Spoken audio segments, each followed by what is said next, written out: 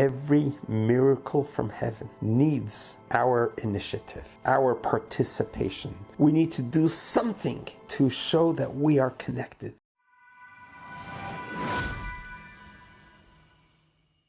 How to get God to listen to you. God Almighty, the creator of this amazing world, who was, is, and will be the omnipotent, is always ready to listen to you. God designed this world so that we, as his children, as the occupants of earth, of this world, is to be able to have a relationship to God. That whenever you talk to God, God promised he will listen. And he does listen, and he will always listen. But we need to be able to have a relationship with God. God should not just be there for when we need him badly, when disaster hits, when you're faced with some troubles and difficulties, you don't see a way out, and then you say, oh God, please help me. I remember growing up in New York on the subway. This is going in the 60s and 70s. They used to have a glass box with a handle behind it and a hammer on the side of it, a tiny metal hammer. And on the glass it would say, in case of emergency, break glass and pull the handle. And I thought about that. Is that how we perceive God? In case of emergency, break glass and pull handle, call out to God? We shouldn't have to wait for an emergency to reach out to God. But we should rather understand and realize that God Almighty is always there waiting to hear from you. He is always listening.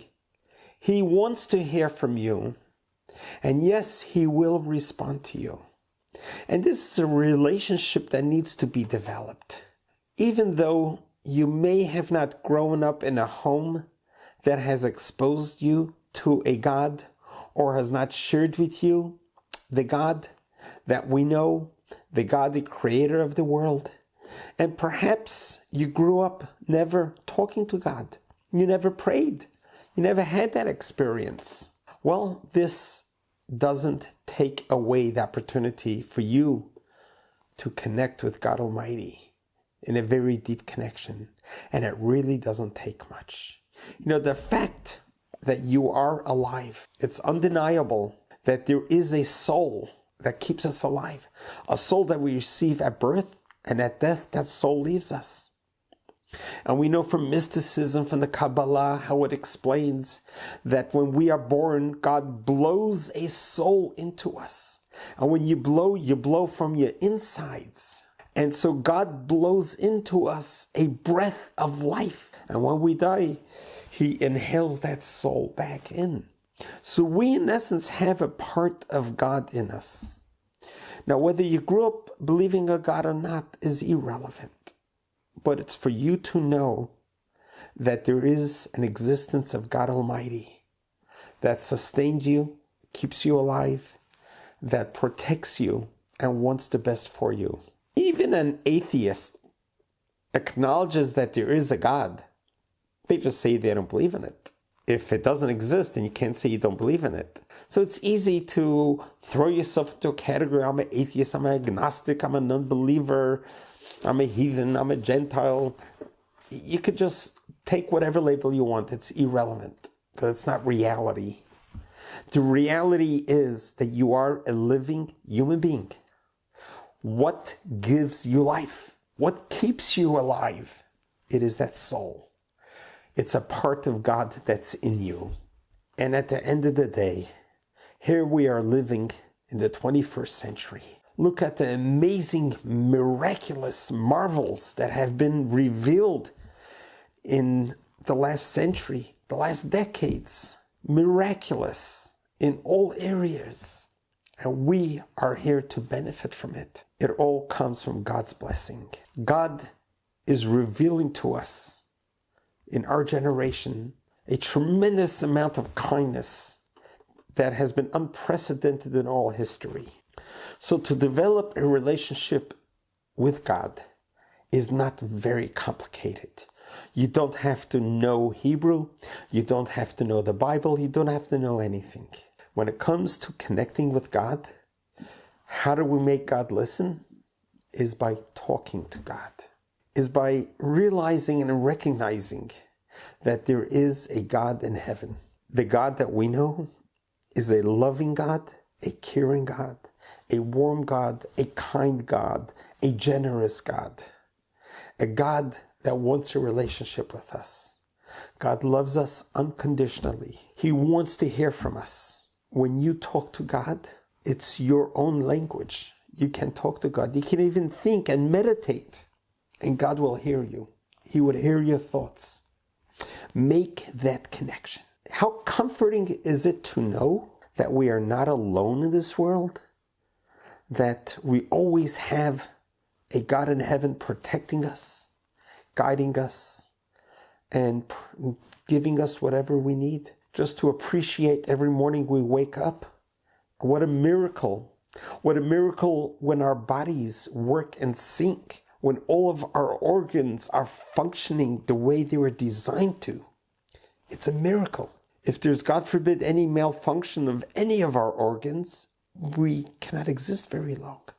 For everything to work in sync and to function appropriately is a miracle, not to take for granted.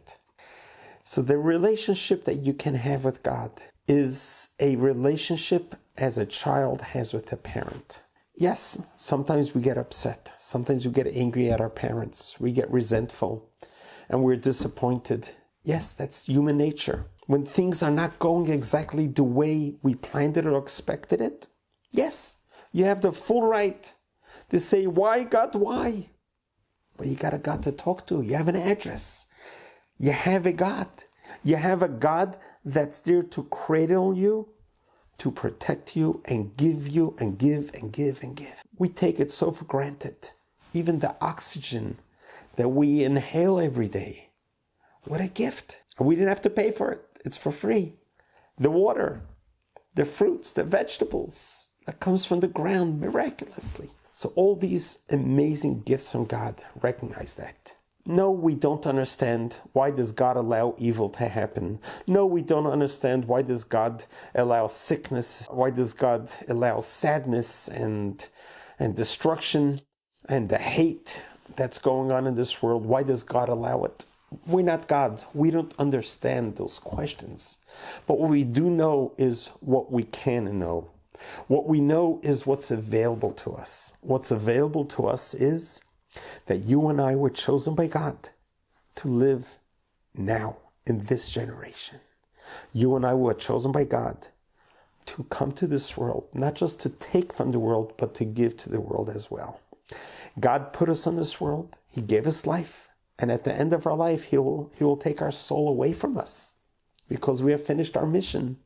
But during this mission, stay in close contact with our God. Talk to God. Share with Him the good, the bad, and the ugly. Tell God how good things are going for you. Or things are not going so well. Tell God what your needs are. But do it on a regular basis. You can actually talk to God as a friend, as a loving father. Don't wait for a crisis to, God forbid, end up at your doorstep and then you have nowhere else where to turn. Oh, and then all of a sudden you found God. It doesn't work like that. God is always there. Keep a relationship going. So when crisis does hit and you talk to God, hey, I know you. We talk all the time. We know each other. I got you. I got your back. Have a relationship with God. It's very interesting when you think about it. God isn't there so that we can give Him a list saying, okay, God, today I need this, I need that, I want this, I want that. These are my needs, these are my wants. Okay, God, I just told you what I want. Give it to me. It doesn't work like that. Like I said, it is a relationship. Yes, you need something from God. You need extra divine intervention. You need divine help and guidance and wisdom and knowledge and understanding. It's available, but it comes with a caveat. It's not you need and God gives. It's rather a partnership. God will give you what you are asking for, but you need to create a vessel, a vehicle, where the blessing will come down. When rain comes down and you need water to drink, you need a vessel so the rain can accumulate in the vessel so you can drink it. When you ask for God a specific need, you need to create a vessel. God is going to wait for you to create a vessel so that His blessing can come. What is that vessel? That vessel is making a solid resolution to do something positive, to do something kind to another person, to self-embetterment, improve who you are, improve a relationship, be forgiving, be kind, do something for God's other creatures. Study, pray, make any resolution to do in any of those areas. So you're giving back. You're creating a vessel. You're not just saying, God, give, but you're also willing to give. You're also showing God that you want to grow. You want to get better. You want to do better. And you're going to appreciate what God is giving you because you're going to do something for God. And that is the relationship we have. A very interesting story is recorded of a very kind-hearted individual was so motivated to gift a beautiful large rock and bring it to Jerusalem, to the temple. As he began this journey, he realized that this rock is so huge that there's no way that he can carry it by himself and bring it. It's just not going to happen. So he stood there in the roadway and he doesn't know how to get this rock to the temple. God in heaven saw this individual, that his heart is right there. He wants to bring this beautiful rock to Jerusalem, but he can't do it. So God sent him 3 angels as people. And these 3 gentlemen saw him and say, hey, can we help you bring the stone? Where does it need to go? He said it needs to go to Jerusalem. And they said to him something so interestingly. They said, we will help you on one condition. We want you to take one finger, extended finger, put it under the rock to help us, and we'll do it. He obliged. He put his finger under the rock. All of a sudden, the rock levitated, and he went to Jerusalem. The question is asked, really? These 3 men needed his finger? These 3 men couldn't handle the rock by himself? They're angels. They couldn't handle it. They needed his finger? The answer is that every miracle from heaven needs our initiative, our participation. We need to do something to show that we are connected, that we are one. By putting the finger under the rock, he is demonstrating that he's a participant. He's not just a receiver, he is a participant. He is a partner in the miracle. Just one finger to hold up a big rock they needed so he could demonstrate to himself and to God that we're in this together. And that is how we get God to listen. That when you create a vessel, when you make a resolution to do something good, to better your life, to better other people's life, and to continue on being an ambassador for good, that is creating the vessel. Like giving charity, doing an altruistic kindness to someone else, that's creating a vessel. So when you go to God, you say, God, I need divine intervention. I need a special prayer. I need a blessing. Say, God, I really need this, and I am going to begin praying. I'm going to help serve food at the food bank. I am going to study an hour a day. Just create a vessel so that the blessing can come down to you. It's not a complicated concept. It's a beautiful concept that we come to realize that we are in a relationship with God. We are in a loving relationship with God. And how comforting it is for us to always know that when the going gets tough, we have where to turn to. When the impossible seems to be impossible, know that the impossible can become possible by God. The creator of all beings can make anything happen. He has created this beautiful world that we are still enjoying. And we're enjoying it so much. And trying to preserve it and keep this beautiful world by saying thank you to God, by showing our gratitude, not taking everything for granted. Just because the sun rises and sets every day, it doesn't mean that it's not a miracle. We just take it for granted, realizing when every drip of rain comes down from heaven, every drip comes separate from each other.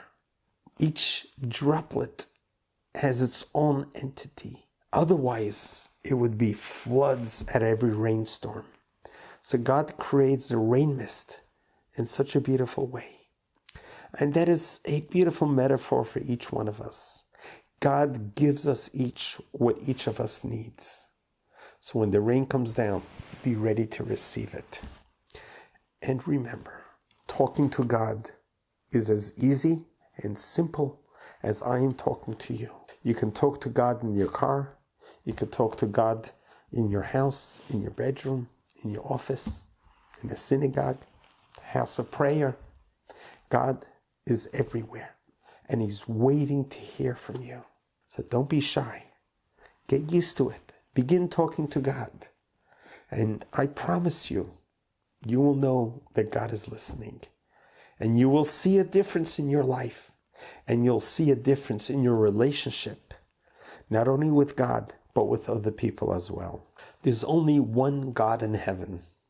It's a very simple concept. God created you. You are part of His creation. He cares for you.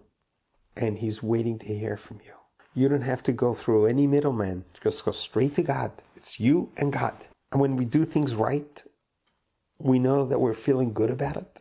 But if we made a mistake, if we sinned, we transgressed, we talk to the same God and we say, I'm sorry. I lost it. I'm sorry. I transgressed. I am remorseful. I'm repenting. I'm confessing to you, God. God forgives you. But only you can ask God for forgiveness. No one else can do that for you. You have to do it. You talk to God. I say, God, I'm so sorry. I was just weak. I lost it. Forgive me. God will forgive you. It's a guarantee. It's a promise. And God has promised that to us. And for all time, God told to Moses, when the Jews sinned with the golden calf, Moses pleaded with God for forgiveness. God said, yes, I will forgive, and I will always forgive. That is the day of Yom Kippur, the Day of Atonement. We live it every single year to know that there's a moment a day that we ask God for forgiveness, and God will forgive us. Everyone deserves a miracle. So do you. Miracles are ready to be given to you. Just ask for it. Remember, we have a loving, caring, gigantic, wonderful God who loves you and cares for you. God bless you. God loves you.